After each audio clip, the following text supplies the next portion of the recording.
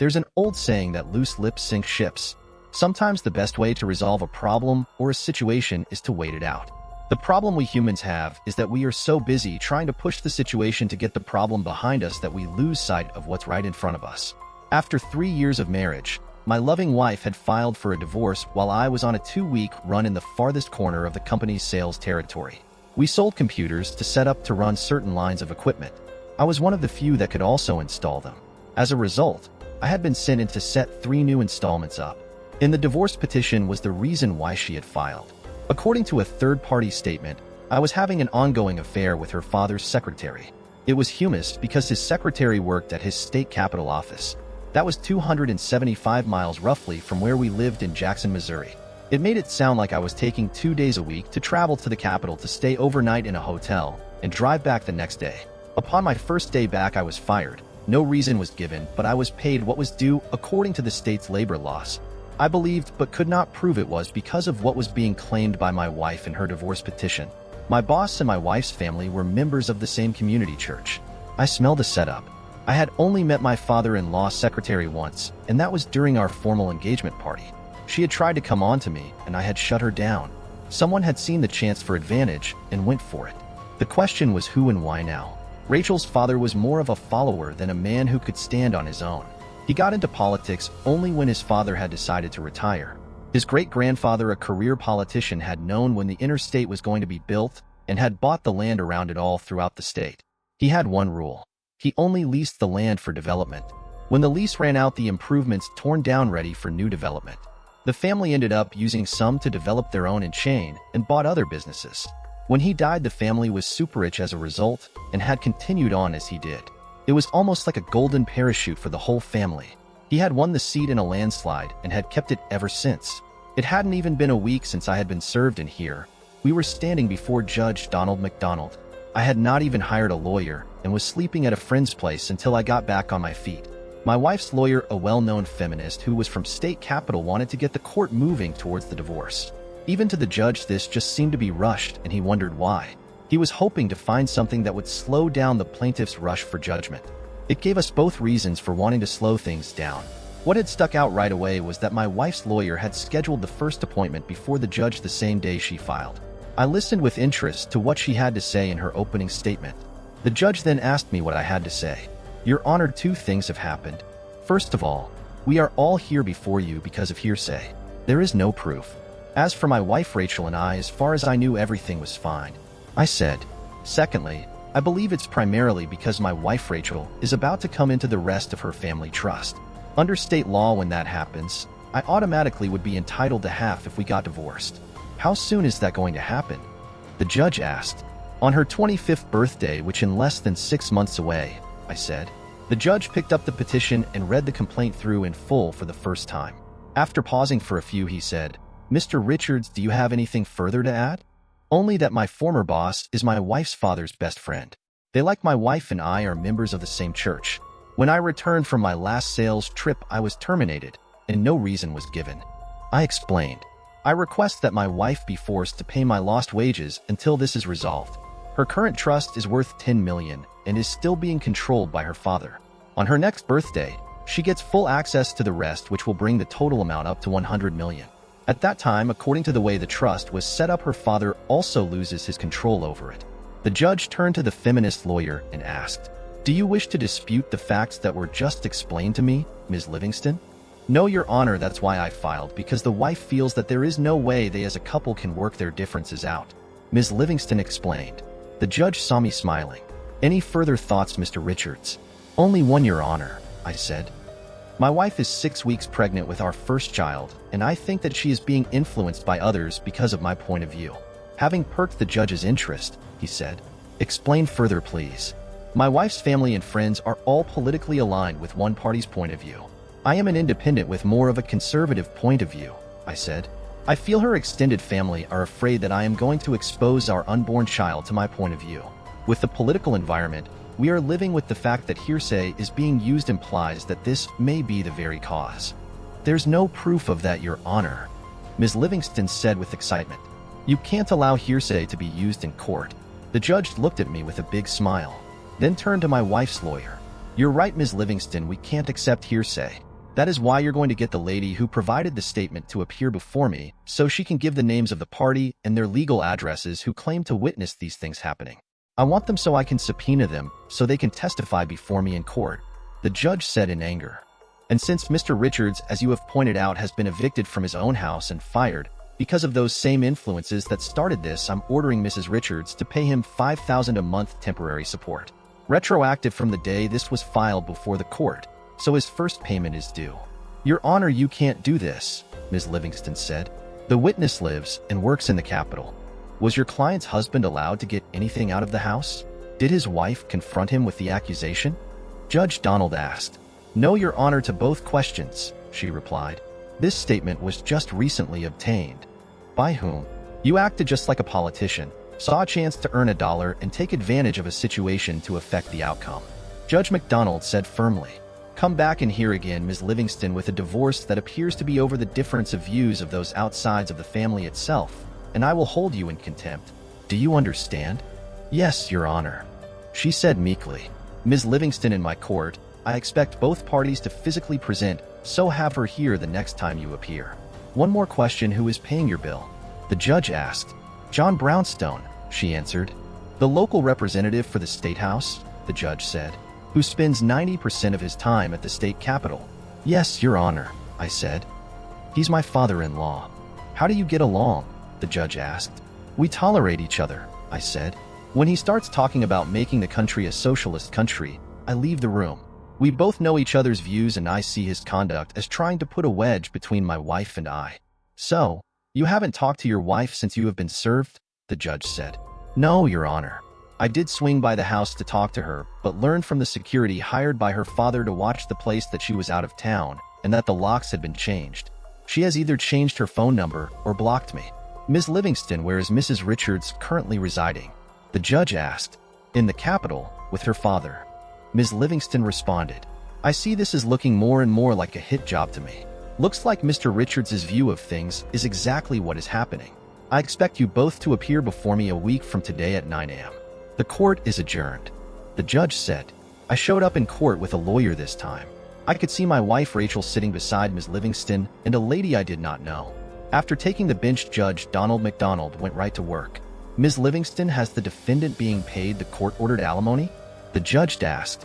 No, Your Honor. Her father is refusing to allow it to be paid out of the trust. Ms. Livingston replied. Let me address your client directly and have her answer through the mic. The judge said. Mrs. Richards, you are of legal age, are you not? Judge Donald asked. Yes, I am, Rachel replied. Where are you residing at this time? The judge asked. With my father at the house in Jefferson, Rachel replied. You are living off of your trust right now. What were you using for money these last 5 years? My husband and I both worked very hard. We did not need to touch the trust. 5 weeks ago, I told my father that I wanted some of the trust money to remodel one of the bedrooms into a nursery. Rachel explained. He decided I should quit my job because I could use the trust money. My husband said no, we can make it on our own. My father said he didn't want anything affecting the birth of the child, and my working may do that. This letter used to file from a divorce, how did you come in possession of it? The judge asked. My father said it was mailed to his office, and he brought it to me. Did your father out and out refuse to write the check from the trust for support? The judge asked. No. He said I should refuse to settle or pay anything until all the lawyers have worked everything out. Rachel said. So, since we need both our signatures on any trust check, he just refused to sign. Bad mistake, Mrs. Richards. I'm holding you in contempt of court. Officer, escort the lady to jail as soon as this hearing is over. What your father says or does has nothing to do with this case. You, in my eyes, are an adult and will be treated accordingly. Mrs. Richards, I order you to turn over possession of the marital home to Mr. Richards since you are not residing there. He helped pay for it, so he has just as much right to be there as you. Ms. Livingstone, if Mr. Richards is not back in his home by 4 this afternoon, I will hold you responsible. I looked at my wife as her face turned white. It was fun watching her have to deal with the fact that her father's wisdom had led her directly to jail. There was no way her dad could get here before the end of the court day, which meant Rachel would be exposed to a world she had never seen. Ms. Livingston was beginning to realize that she was not dealing with a liberal-minded judge. Ms. Livingston, I presume the other lady is the one that wrote the notarized hearsay letter claiming that there was an affair, so have her approach the mic. Name, age, occupation, and address, please. The judge said. Nora Charles, 34, an office clerk at the Capitol. She said before disclosing her address. Do you have the names and addresses I requested? The judge asked. Yes. How do you know these ladies? The judge asked, having a pretty good idea of what she was going to say. I work with them at the Capitol. She responded. She then walked up and handed him the list. Handing the paper to a clerk, he said, have the subpoenas drawn up and served. All charges are to be assigned to the plaintiff. Ms. Livingston was livid. She had never seen a judge act like him. Are there any further items to bring up today? The judge asked. How long will Mrs. Richards be held? Until someone presents this court with the alimony for this and next month's support. The judge said. Your Honor, that's not fair. Surely there is some wiggle room here. Ms. Livingston said. It appears that the only reason any of us are here is because of the conduct of a father who can't stay out of his daughter's business. The judge said firmly. It's obvious this situation is really all about the trust Mrs. Richards is coming into. Her father sees himself losing his control over it and her. He also seems to believe that if you don't live with the same views of things, you're a danger to his influence over his adult daughter. Therefore, Ms. Livingston, get to this court by next Friday a copy of Mrs. Richards' trust. The court is dismissed. I watched the court officer escort my wife out of the court across the street to the county jail. I knew it had to be humbling for her. The problem was she was constantly pulled by her father to help further his political career. I had refused to allow her to become the social butterfly he required. By marrying his daughter, I had brought an end to his eager pawn. For the first time in her life, she had to live within a budget. I realized that he had been slowly drawing her back into her former lifestyle. While I was on my last sales trip, he had gone for the kill. Everybody had underestimated the judge except for me. I had noticed Rachel that first year at Southeast Missourian University. Who wouldn't? She was a real looker. I knew that the men would be lining up to get the chance to date her, and I was right. With long black hair, a slender softy body whose natural curves drew you, and she could easily capture a man's attention and did. She had a too trusting personality which, if taken advantage of, could cause a lot of problems. She seemed to be involved in all social or political activities. It was and never would be my cup of tea. I had more important things to do. I had to work to eat and for room and board. For my parents, my borrowing the funds to attend school was too much. We were taught from being young to find a way to pay our way. It took 4 years, but I graduated with honors, just barely making it. There were rumors not proved that her graduation certificate was bought and paid for. 6 months later, John Brownstone was doing a tour with his daughter in a plant where I was installing the latest computer system and programming it. She strolled over to introduce herself, and when I got up to say hello, I was welcomed with the greatest smile. Hi David, we went to school together, but I never saw you outside of class, Rachel said. We thought you were an introvert. No, I had to work full-time to get through school, I disclosed. So, between school, studying, and full-time work hours, my social life got set to the side. Since then, I have lived as cheap as possible to cut down my student debt as much as possible. Will you be in Cape Girardeau on Friday? She asked. Yes, I work out of Cape, so I still live there, I said. I should be finished setting this new system tonight. I will spend tomorrow making sure it's all working before heading back. Applebee's Friday is 7 then? Rachel said. It's a date, I replied. About an hour and a half later, just as I was finishing up, the general manager came over and told me that the representative's daughter had been asking questions about me. I told him that we had gone to school together but associated with different crowds. He smiled and said, there's something in you that she's attracted to, young man, so be careful because that lady is marriage material. We met and the evening went well. We went to a bar along the University Row and had a few dances. I guess she got upset when I didn't ask her for a second date. When she asked her friends what was wrong with her, they told her the simple truth. He still sees you as belonging to a separate world. He has worked hard to get where he is. You haven't worked an honest day in your life, nor do you appear to want to. He's at the point where he's ready to settle down and start a family. That means joint responsibility and an approach to life you don't have. You're still spreading your wings and living like nothing means anything.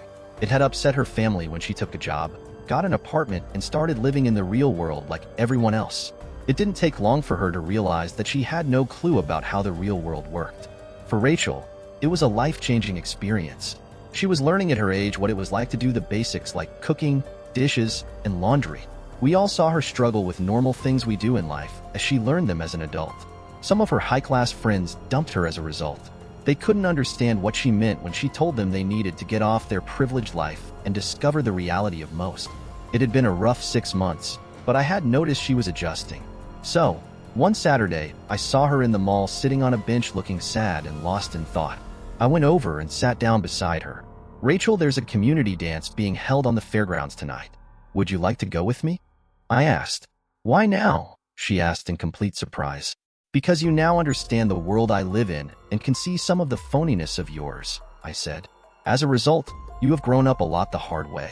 You have shown great courage and determination these past few months and have earned my respect." We learned that night that we both love to dance. It was fun to see her actually enjoy herself without having any airs influencing her. She asked me on the way home why she'd been accepted by so many without question. I said because you were just being yourself. For a person with your upbringing, that speaks volumes. As I walked her to her apartment door, we kissed for the first time. It wasn't long until we were seen as a couple.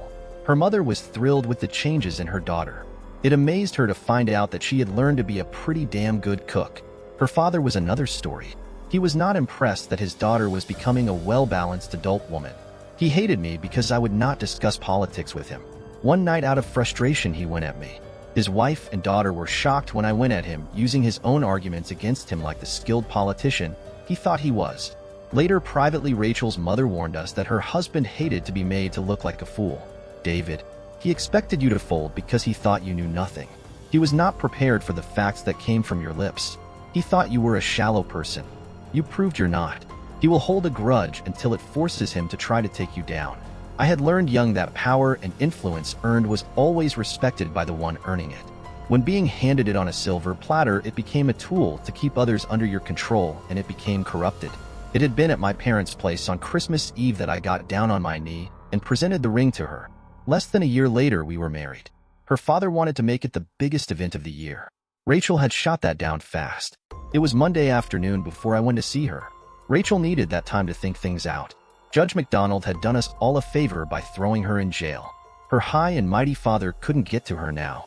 Her mother had always been a buffer for us from him until they got divorced. I watched her walk in looking sad and depressed until she saw who her visitor was. Seeing it was me, she broke into a smile as the tears started to flow. Sitting down across from me, she said, "He did it again, didn't he?" "Looks like it," I replied. "I was told you had filed because of your affair," Rachel said. "When did you figure it all out?" "When Ms. Livingston had to reveal who was paying her bill," I said. "What's behind all of my dad's actions? It has to be more than just revenge against you?" Rachel said, "To me, it boils down to something that must be hidden in the trust." I said, "Because for some reason he wants our marriage ended before it fully takes effect." "When did you figure it out?" I asked. "You got to understand that being pregnant has got my emotions working irrationally at times. Dad broke the phony news of your affair and I lost it." Rachel said, "If he put something in front of me, I signed it because I was upset over losing you. This weekend, out of boredom, I read all the documents. When I read that it was Dad's secretary that you're accused of sleeping with, I knew he had set us up. So, what are you going to do after you get released from jail?" I said with a big grin. "Going home with my hubby after telling my father we are done." Rachel said, "Remind me to tell my mother about his latest stunt." "I'm just glad we figured it out before our marriage was destroyed," I said. "Thanks for not saying I was a fool for falling for his bullshit," Rachel said.